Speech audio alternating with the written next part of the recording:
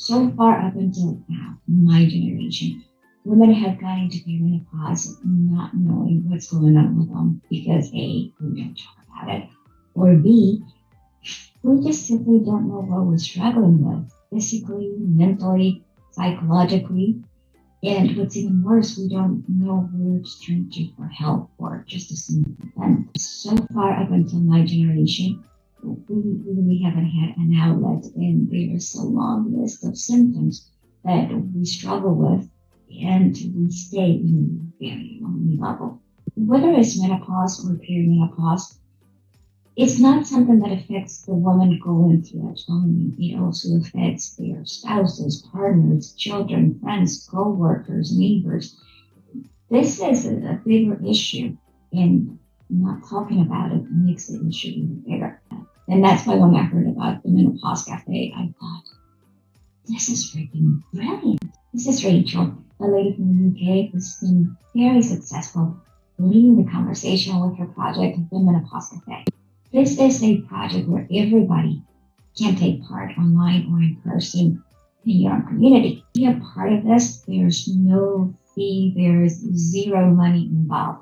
All you need to do is just show up or host your own to talk about it over coffee and cake. The official website, menopausecafe.net, is found in 6 languages, so more men and women from different parts of the world can join this movement and just get together and talk. No judgments, no lectures. Just get together and talk. Here in the States, we are way behind the UK on the subject. However, Menopause Cafe is a brilliant project to help us catch up, so we can create a safe space to talk, create awareness, and mostly know that you're not alone going through this, and you're not going crazy. I invite you to meet Rachel and her Menopause Cafe so you can learn what it is, what it does, and how you can jump on board. The purpose for this video is to introduce you to this trend in the UK and bring it here to the States. We need to catch up with them. And before I go for more perimenopause videos, just subscribe to the channel and you'll receive a notification. Also, you can cheer and move women to the table, get the conversation started, especially if you are in the United States. We can't do this alone. It has got to be all of us or all of us. All right, I'm done talking. Here's Rachel and her Menopause Cafe. No matter what anybody tells you, words and ideas can change the world. 2 people are to credit for me getting the idea. One is John Underwood, who founded the Death Cafe, and the other is Kirsty Walk, who's a documentary journalist. So I'll tell you about both of them briefly. John Underwood, maybe about 7 years ago, started the Death Cafe movement. We just create a safe space for people to explore how they feel about death and dying over tea and cake. Which are lots of pop-up events throughout the world where volunteers host a conversation about death and dying. So I was familiar with that model, and there's no money involved, there's no agenda, it's just great. It's just like, have a place. Because as one lady said who turned up, she was about in her 70s. She said, I just keep trying to talk to my boys about this. Her boys were in their 50s. They won't let me talk about death and dying and what I want to happen. So I'm going to have to come and talk to you, strangers. And the other influence is Kirsty Walk, a BBC journalist, did a documentary on the menopause in February 2017. So I say, let's just talk about this. Yeah. We've all have different symptoms. Let's talk about them. How did you? Which I watched just one evening because I thought, hey, I'm 50, it's going to happen sometime. Why don't I watch the program? And it was amazing, Paula. It was just like, oh my goodness, there are all these symptoms I'd never heard of. A force that you cannot see, but is definitely real. Your thoughts work the same way. I was watching telly, I just turned to my husband and said, do you think anyone would be interested in like a menopause cafe, like a death cafe, but just with a different topic? And he said, let's try it and see. We put it out on the social media of our business, which is Rowan Consultancy, and it was our most popular post, which was a bit embarrassing because it was nothing to do with the business. But crucially, 2 women, Lorna Fotheringham and Gail Jack, who we didn't know, responded to the Facebook post and said, look, we'll help you organize this if you do it. So that's how it started. It doesn't matter their gender or their age. It could be trans men or non-binary, it's not just women. So yeah, we really want to be as inclusive as we can because everybody needs to know about this, even if it's never going to happen to them. Somebody they love or someone they work with or one of their friends will go through it. So men come, younger women come to find out. It's brilliant when we get older women coming and telling us that there is life after menopause. No, it's not a support group and it's not a talk from an expert. It's a group-directed conversation where the participants decide what they want to talk about. Support groups are useful, don't get me wrong. Talks from experts, absolutely essential. We need those. But that's not what a menopause cafe is. It's just a bunch of people who turn up and have a conversation together. We've got various founding principles, one of which is not for profit. So no money involved. Like when we held it in a local cafe, the cafe owner let us use their cafe for free, provided that people bought enough tea and cake so that he made some money from it. So it was great. We stood up and said, right, everyone, you have to eat cake. Anyone can volunteer to host a menopause cafe, but it is a trademarked term and a social franchise. So you have to agree to run it alongside our principles, which are that it's open to everyone, regardless of age or gender. Okay, I think that's really important. Menopause cafes are not women-only support groups. They're for any age, any gender, anyone who wants to learn about the menopause, come along. So they need to be open to everyone, not for profit, held in an accessible, respectful, confidential space. We're not here to mock anyone if they disagree with us. There are so many different opinions on menopause. And with no intention of leading anyone to any particular conclusion or product or service. So we really ask participants, if you go to a menopause cafe, don't go, I don't know, running was great for me. You must all start doing that now. Try to be a bit less evangelical and more, this worked for me, like HRT worked for me, or black cohosh sage worked for me. We ask people to try not to give advice, just share your own story and your own tips. So if someone wants to run a menopause cafe, go to our website, menopausecafe.net, read through our guidance on how to set one up. We've got loads of advice there. If you agree with our principles, sign the working agreement, send it back to us, and then we'll send you logos, posters, publicity. We'll list your event on our website and our Facebook page. You don't need to know anything about the menopause because it's not run by it, but you need to be assertive and to be able to facilitate groups of people. And that can actually be more difficult than people realize because you're hosting an event. You don't want one person to dominate the conversation. You need to be able to handle people.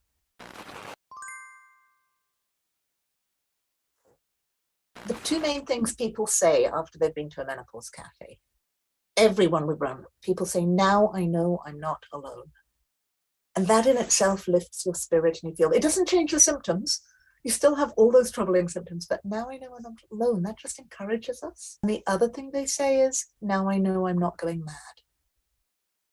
Which I find quite sad that people are on their own, not knowing what's happening to them, not knowing why am I suddenly angry, suddenly tearful, why don't I remember things anymore? And now they know they're not going mad. They know it's a natural process. It happens to everyone. Maybe what's going on really is a big deal. What if this is actually menopause?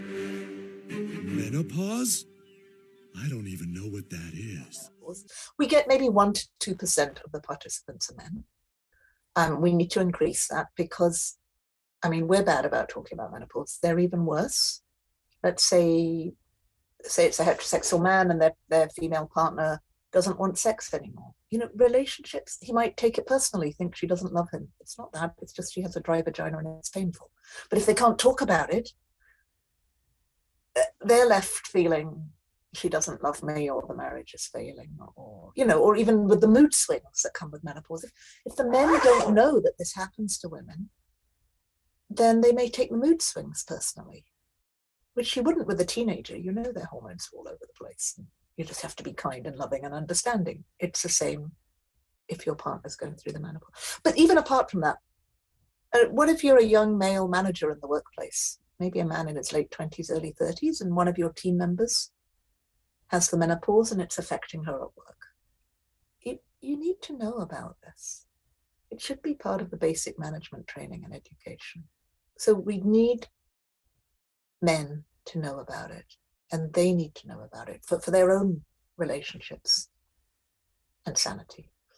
They are gobsmacked. We had some lovely feedback from a man in his 30s recently, who, it was just his workplace organized a menopause cafe. There are lots of menopause cafes in the workplace. He just went along because it was the staff day and there was a choice of workshops, and he thought he'd go along and find out for his mother's sake, or his mother-in-law.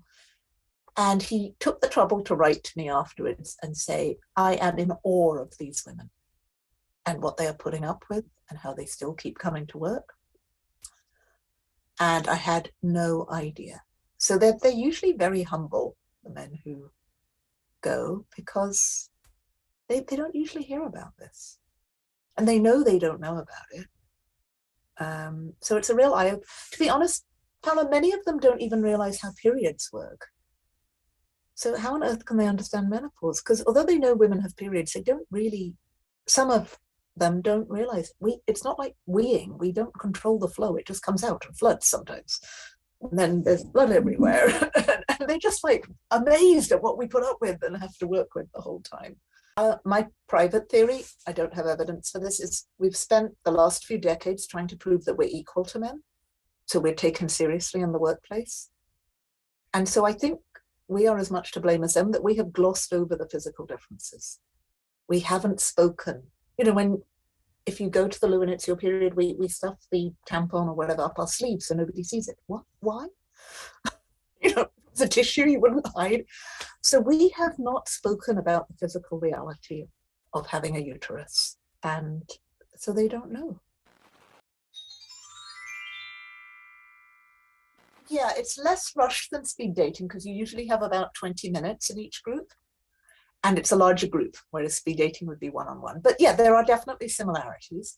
So if it's a face-to-face event, you'll turn up at the cafe or the workplace canteen, and we just outline those principles I told you, you know, just speak for yourself, don't try and convince anyone of anything, open to everybody. And then generally people are sat at the little cafe tables anyway, if it's face-to-face. So you say, oh, on you go, guys, just start by talking about why you've come here, have a conversation. If it's face-to-face, you're free to get up and move to a different table whenever you want to. If the conversation isn't, if you're not contributing to the conversation and you're not receiving anything, get up and go to a different table. I don't know if it's just a British thing. People find that a bit hard to do. They feel rude getting up and moving. That's the feedback we had. So that's why we ring a bell every 20 minutes and go, time to change tables. If it's online, we put people into breakout rooms on Zoom. And again, have a 20-minute conversation with the 5 to 10 people in your group. And then move on to another. I think I got people to talk about it. I think they came from desperation because their menopause was bothering them and they really, really needed to talk to somebody about it. Due to ageism and sexism, the sort of intersectionality of the two, women in particular can feel embarrassed to say, I'm going through the menopause, because just like you say, it means I'm old, and in many societies, particularly, I think particularly Western, that's not respected. It's not seen as a good thing to be an older woman. I would love if we had a society that respected older women and would go, oh, I'm menopausing into an older woman. Great, now I get to be, a wise elder of the tribe. But no, it means, oh, now I don't look sexy and attractive, so I'm worthless. At least here in the UK, children are taught about periods and about periods starting. So the menarche, the beginning of periods. But until recently, they weren't taught that, oh, and this finishes, and your mums may be going through this at the moment, and here's what happens. So I'm delighted now it's on the school curriculum in England and Scotland. I'm not sure about Wales and Northern Ireland yet. And that would have helped, wouldn't it, if you and I had known that, oh, they're going to stop sometime and my hormones will go a bit funny.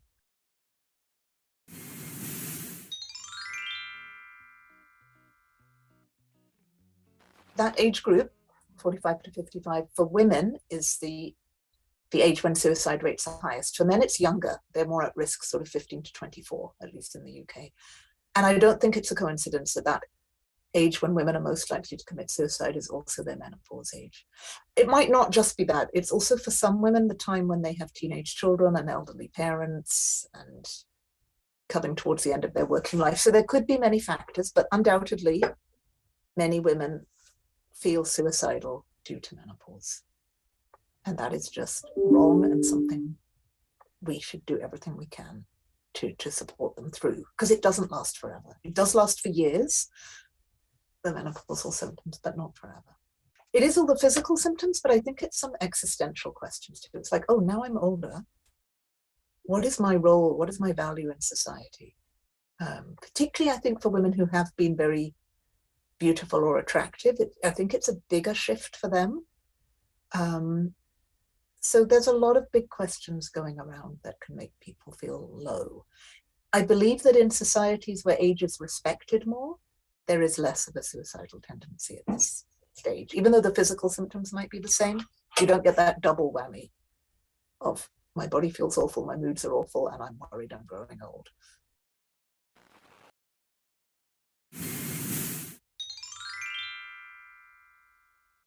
I think menopause is harder for people who already face some kind of discrimination. So it depends which country you're in, but I'm in the UK.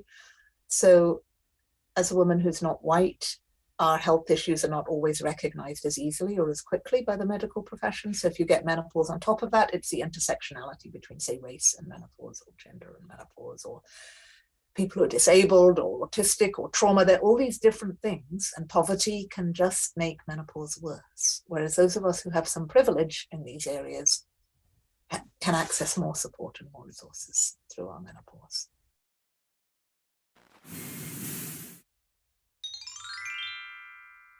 It does seem to be a lot slower in the States than in the UK. In the UK, I think we're fortunate that there have been some high-profile celebrity women who are speaking out about their menopause, and that helps. So that's probably what you need in the States, is if you could get some of your celebrity women to talk about it, that would be a start. So we want the menopause to be, yes, everyone needs to know about it, it's serious, learn the medical stuff, but I mean, how often is it mentioned in a novel?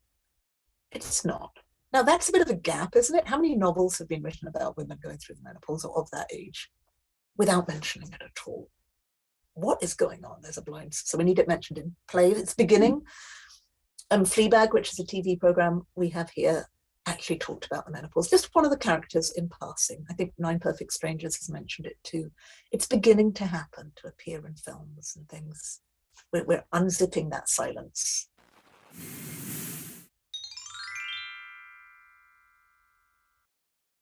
Because it's a women's health issue, there hasn't been much medical research done on the menopause. It's a classic tale of any women's issue. We're seen as our bodies are less constant and therefore less reliable to do research on. So there is a lack of knowledge about menopause. I hope that will change and more researchers will do research into it. But yeah, we don't know when it will happen, how it will affect us, or what will help. Okay, well, there are main things that help, you know, healthy eating, exercising more, being more active, sleeping better, and for some people taking hormone replacement therapy, so taking estrogen and progesterone can help. So I'm just laughing because in the UK, like Viagra, which is a drug to help men who have erectile dysfunction, seems to be more easily available than hormone replacement therapy. If we're not speaking up, then how can they know? And yeah, we just put up and shut up, and we've been taught that. I mean, it is a society problem. It's systemic sexism. So I don't mean to let everyone off the hook. But yeah, it's not down to individual men not listening. It's we're not speaking up either, but we've been conditioned not to speak up. So it's, you know, it's a complex issue. We might need to adjust our expectations at work. You know, maybe in the latter days of our working lives, more and more women are working post-menopause. Maybe at that point, our memory is not as sharp, but we still have that wisdom and experience. I think we should be mentored and paired up with younger women who've got all the brain power working, but they lack the experience. And together, you know, rather than just expecting us to perform at the same level constantly throughout our working life, there are phases and have different roles. But we haven't figured any of that out yet. women, well, you know what it's like when you're young, you think you'll never get old and you'll never die. So to some extent, oh, bless them, that's just how they are in their 20s. They don't want to know about getting older. But I think if we talk about it in mixed company, and that could be mixed gender or mixed ages, then they'll hear. They'll hear their aunties talking about it, or their mums, or their older women colleagues, or their bosses in the middle of a meeting going, oh, excuse me, I'm just having a hot flush, as they take off their cardigan. Whereas at the moment, they don't know, do they?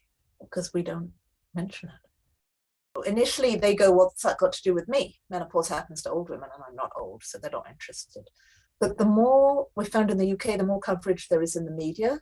Like I ran a Menopause Cafe this morning, and someone turned up in her 30s and went, I want to know before it happens to me. I want to be prepared.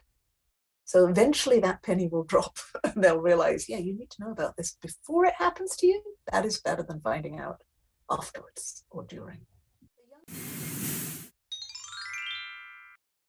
That's been one beauty of COVID, is we'd run a few online cafes before, but not many. Since COVID, everyone's much more familiar with Zoom. And so there are online cafes. And the 15th of every month, there's one run by our volunteer in Connecticut, which any of you can join. And I quite like those ones because people join from all over the world. And it's really interesting to hear how different cultures and different countries. No, yeah, absolutely. I hadn't heard of perimenopause either till I started, even though I was perimenopausal.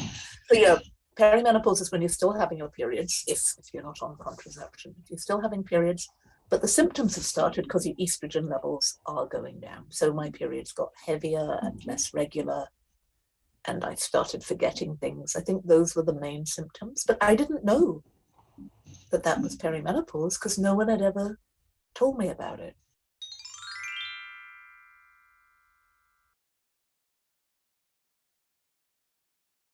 Twofold message. One is talk about your menopause. Maybe start with your friends you feel safe with or your family. So talk about it.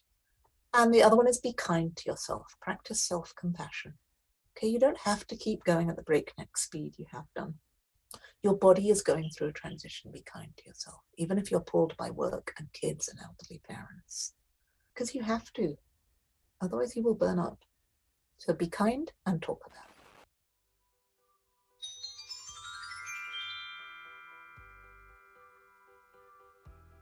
menopausecafe.net. You can find all our social media links on Instagram, on LinkedIn, on Facebook, on Twitter. Sign up for our newsletter. The usual stuff, listen to our podcast. Just spread the word. So just, maybe one of your listeners in whatever the country they're in will go, I'm going to run the first Menopause Cafe in my country. People have run them in Australia, Denmark, Kenya, wherever. You can just start one. If you read our principles, if you can facilitate a group, we just have to keep chipping away. People like you doing podcasts, it all adds up.